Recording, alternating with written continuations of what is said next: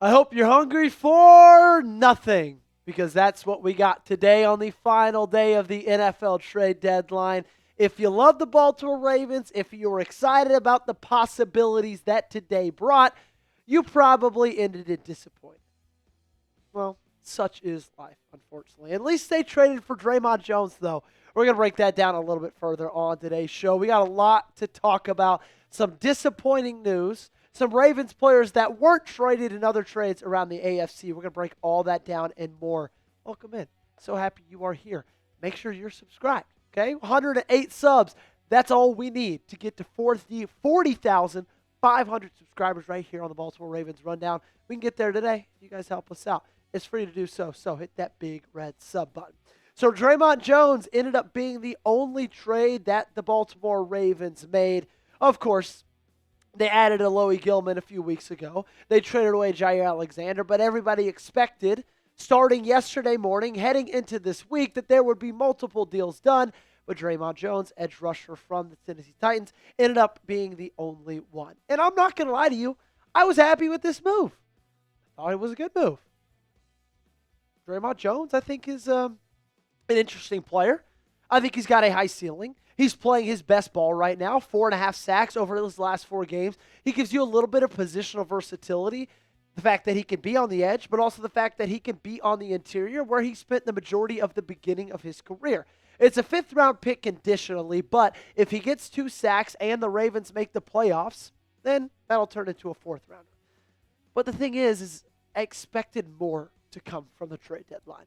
If I'm being 100% honest with you, and if you don't believe me, just go watch my morning video today. I sat there at my kitchen table early this morning and talked about I still would not be surprised if the Baltimore Ravens made a move for the interior of the offensive line and for the interior of the defensive line because it felt like that's what this team needed. It's not the same as last year. Last year's team felt so much more well-rounded than this one. You still have massive holes on the interior of your offensive line. I am not okay with Daniel Faalele and Andrew Voorhees being the answer at offensive guard moving forward. You still have massive holes in the interior of your defensive line. I am not okay with Brent Urban or Broderick Washington being injured now and moving Brent Urban or John Jacobs being the second best interior defensive lineman behind Travis Jones. And you had the chance to reel in a big fish today. And you couldn't. You didn't. Quinnen Williams is heading to the Dallas Cowboys. Cowboys gave up a good bit for him, a 2026 second, a 2027 first, and Mazi Smith. Let's act like that Mazi Smith part even really isn't there because Mazi Smith has basically been a non-factor in his 3 years with Dallas so far. There is some insider information that the Baltimore Ravens offered a second and a fourth for Quinnen Williams, so I'm glad to know they're at least interested in the defensive tackle from New York, but they were not willing to go up to a first and to a second. And this is frustrating. I'm not going to lie to you guys. It's pretty frustrating for me. I thought that they needed a big move. I thought that they needed a big splash defensively.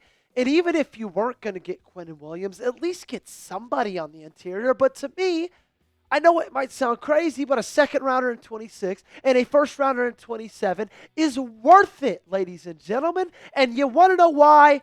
This is why. 24 run stops, tied for first among NFL defensive tackles. 14 run stuffs, tied for first in the National Football League. 41% double team rate. He has those numbers by being double teamed 41% of the time. A 20.9 stop expected points added. 5th among defensive tackles at 250 more snaps. And 16 quarterback pressures on 201 pass rushes, which would lead this team. Look, I know it's daunting giving up a first and a second in a player, but you need somebody elite on defense. You have Kyle Hamilton, and that's it. That's your only elite defensive player. I would have loved Quinnen Williams. I would have absolutely loved it.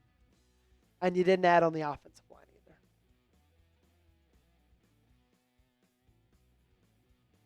either. I'm kind of speechless about it, man. I thought Kevin Zeitler was there for the taking. I'm just kind of frustrated with the day, if I'm being honest with you.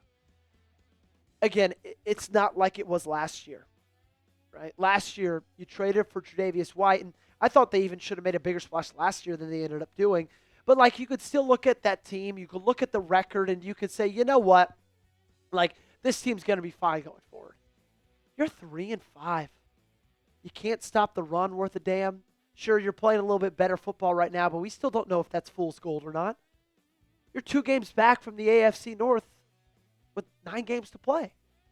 That's time to make up, but, man, if you could have gotten Quinnen Williams, I'd have felt really good about the rest of the season. Coming up, we're going to talk about some Ravens players that were not traded. And then we're going to go around the AFC and tell you which teams got better, which teams got worse, and which teams got absolutely fleeced. Before we get into that, though, make sure you guys check out the sponsor of today's video, our awesome, awesome friends over at PrizePicks. This episode is brought to you by PrizePicks. The hard-hitting football action is even better with PrizePicks. The weather might be changing, but the feeling of being right never gets old. So keep the season rolling on PrizePicks by getting $50 instantly in lineups when you play your first $5. PrizePicks is the only app that offers stacks, meaning you can pick the same player up to 3 times in the same lineup. Want to pick more on Lamar Jackson's pass yards, rush yards, and touchdowns? Now you can pick all of them in the same lineup only on PrizePicks. Follow other PrizePicks players directly on the app and copy their lineups in one click. Whether it's a friend, a celebrity partner, or someone whose picks you like, hit the follow button and check out every lineup they create in the new feed tab on PrizePicks. Let's act like you clicked on the new feed tab on PrizePicks and you saw my PrizePicks lineup for Thursday night football. Give me the more on Bo Nix, 20.5 rush yards. Give me the more on J.K. Dobbins, 3.5 yards on his first rush. And I think that Denver defense is something scary, so give me the less on Ashton Denty, 48.5 rush yards. Download the PrizePicks app today and use code CLNS to get $50 in lineups after you play your first $5 lineup. That's code CLNS to get $50 in lineups after you play your first $5 lineup. The link to this promo is in the comments and description of today's video. PrizePicks, it's good to be right.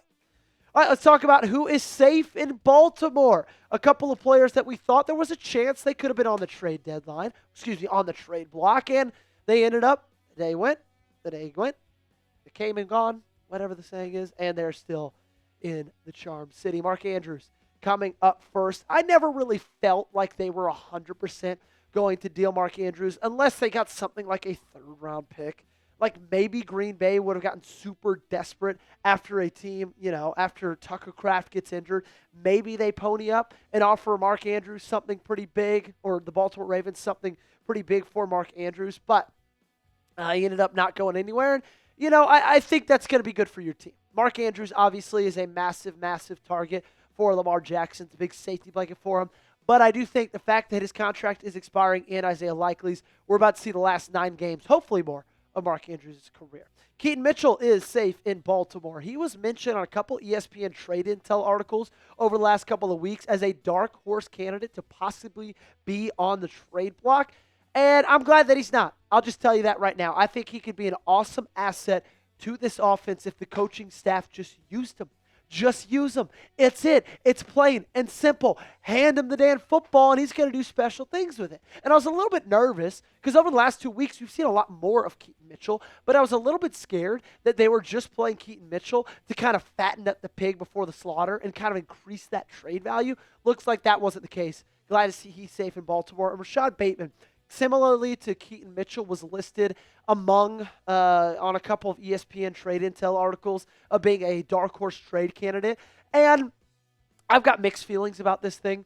I like Rashad Bateman a lot. I loved him coming into this season. My stock is a little bit down. Okay, I don't think his effort's great. I don't think his attitude's great. I think he quits on routes. He hasn't made a lot of plays. And so I was kind of ready to say, you know what? If you can get something for him, deal him. Well, they didn't. And now Rashad Bateman, you can prove me wrong for the rest of this year.